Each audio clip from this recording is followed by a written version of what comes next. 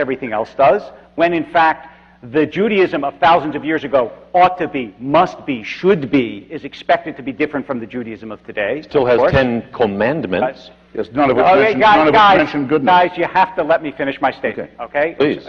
Thank you. You're welcome.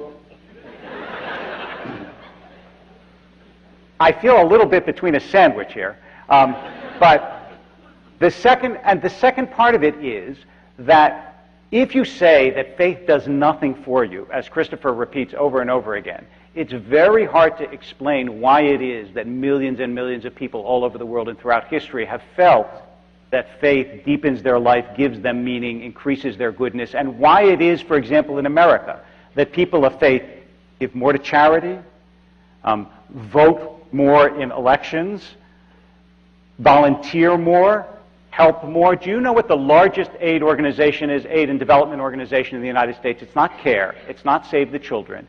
It's One World, which is a Christian organization out of Seattle, which not only gives millions and millions and millions of dollars across the world, but sends people all across the world to the most beleaguered, helpless places, and they do it because they believe they're called to do it by God. It's just not true that having faith makes no difference in this world. It makes a tremendous difference, and the vast majority of that difference, not all of it, but the vast majority of that difference is for goodness. Let me put a question then, if you'd be so good. The rabbi feels in a sandwich, and I don't mean for you to feel in a sandwich. So let me put this to you. Oh, that's okay. Christopher, what about the solace of faith? Some of the most religious people I know ended up there. Oh, this is a softball. I want a hard question. Well, no, I mean... I know what he's going to say to this. Well, maybe, but he's been hard-minded, hard-hearted, non-needer of solace. Worse, you're a misanthrope because you're not sympathetic to people's need for religion. I say in my book, available at fine bookstores everywhere, that as long as I don't have to hear about it, I don't mind what people believe. If they say, well, thanks to Joseph Smith and his gold plates, I have real faith now, and I've got a family, and I have friends, and I have a real system, and so on, I say, fine, fine. Just don't come to my front door with it. Don't ask for a tax break for it.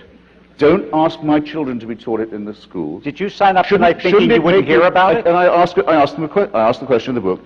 People think they have a personal relationship with the Creator, and they're the possessors of a wonderful secret. It must feel, I've never felt it, but I presume it feels great.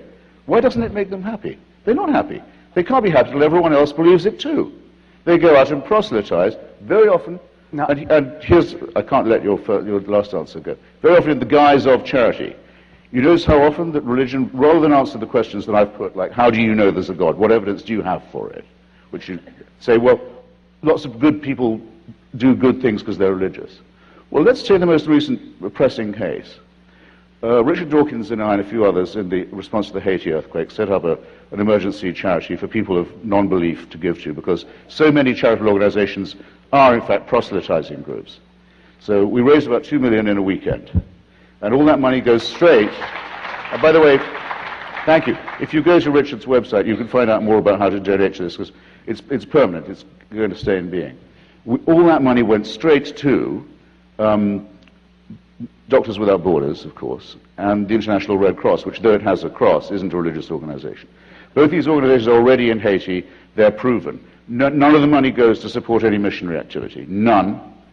And the Scientologists and all the others who turned up in Haiti, and the people who turned up in Haiti to kidnap babies to convert them to their faith, and the Catholics who turned up and said, standing in the ruins of their own cathedral, with 250,000 Haitians buried under the rubble, said, God spoke here today, and you should listen to his message. Don't tell me that's good.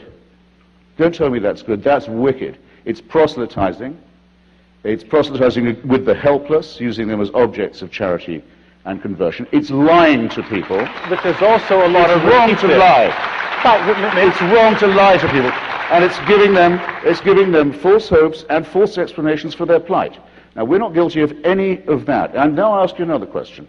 Where in the Decalogue does the word goodness appear? Where? That's a good swathe of Exodus for you. Where in Exodus does the word goodness appear? Where in this commandment-rich territory does the word goodness or the enjoyment to be good occur? This should be a softball for you. Okay. It's first of all, it tells you what you ought not to do. It says, love your neighbor as yourself in the book of Leviticus. I mean, I'm allowed to move to Leviticus from Exodus. Yes, I think that's fair. Right. Yes, that's fair. Yes, okay. Thank you. I appreciate that. It says you should pursue justice, justice you shall pursue. It says it over and over and over again. And also, by the way, no tradition, at least certainly not the Jewish tradition, and I'm not aware of any other tradition, is only the Bible. Judaism is a long exegetical tradition, and it says several times in the Talmud that the one purpose of the mitzvot is litzaref et habriot, which means to refine human character. It's clear that Judaism is directed around goodness. It's repeated over and over again. The whole system and framework of mitzvot are to get people to treat each other decently, and if you say, which you do, that people use authority, governmental authority, religious authority, military authority, political authority to do bad things, my answer is, of course they do. Anytime you set up a structure of authority, people will do bad things. Churches, other things. But that isn't what I said. But yes, of course. So what you say is, what you heard is, when religion does good things, it doesn't count because sometimes they want people to believe what they believe. When it does bad things, it's because of religion. When you make everything good that happens that religion does invalid, and everything bad that religion does representative, that's called arguing in bad faith, which is ironic for someone who has none. Oh, it seems a fair question. Yes, but it's not, I mean, as I know you know, that isn't at all what I say. I don't say it's the bad things are done in the name of religion or by authorities. I say it's religion itself that is the problem. I go out of my way to make clear that I don't take refuge in any other position. Now, in Leviticus and in Exodus, if you're a neighbor, you better not, and you're supposed to love him. This person had better not be an Amalekite, a Midianite, a Moabite. Better not be a witch.